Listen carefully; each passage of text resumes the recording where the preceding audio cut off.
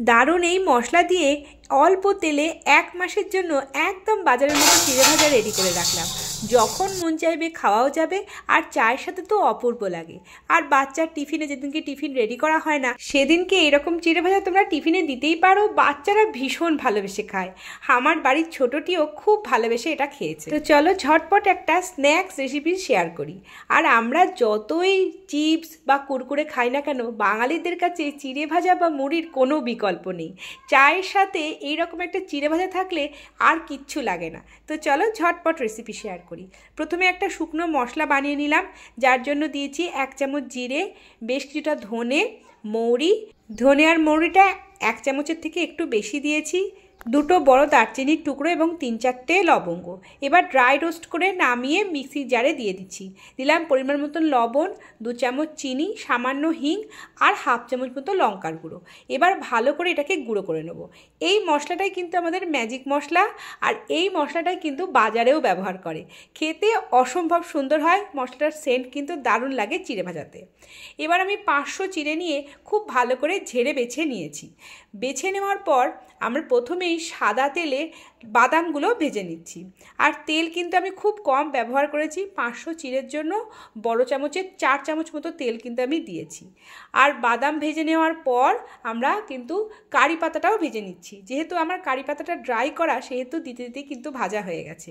আর বাদামটা কিন্তু খুব লাল করবে না, যেহেতু বাদাম নামানোর পরেও কিন্তু রান্না হতে থাকে, সেহেতু একটু ফাটল দেখা দিলে বাদামের গায়ে ওটাকে তুলে নেবে। এবার বেছে রাখা চিড়েটা যে তেলটা ছিল তার মধ্যে আমি পুরোটা একেবারেই দিয়ে দিলাম। আর তেল দেওয়ার প্রয়োজন নেই। এবার ওই তেলেই একদম মিডিয়াম থেকে লো ফ্লেমে আমি আস্তে আস্তে উল্টে পাল্টে চিড়েটাকে ভালো করে ভেজে নেব, যতক্ষণ না চিড়েটা একদম মচমচে হয়। একটু ধৈর্য নিয়ে ভাজতে হবে। গ্যাসের ফ্লেম একদম লো করাও যাবে না, আর হাই তো করাই যাবে না, তাহলে একদম তলার অংশটা পুড়ে যাবে।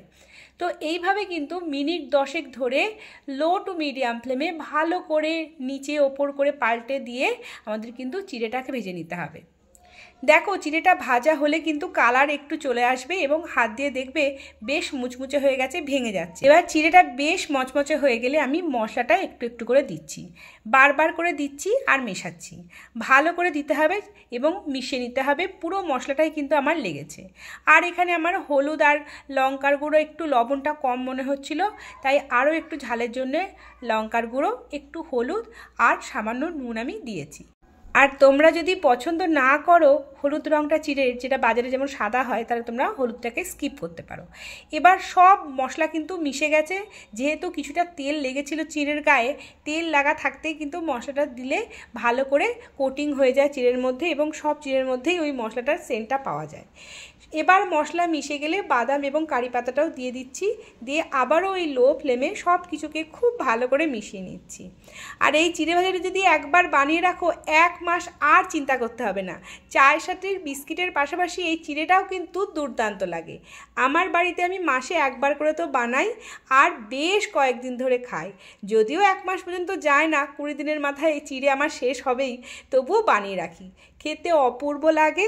তোমরা অবশ্যই একবার বানিয়ে দেখো। আর আমার এই রেসিপি দেখে বা ওই মশলার রেসিপি দেখে বানালে কেমন হলো কমেন্টে লিখে জানাতে ভুলো না কিন্তু।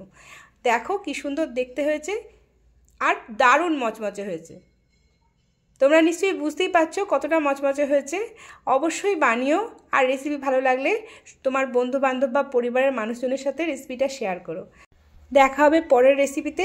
আজকের মতো আসি। সকলে খুব ভালো থেকো।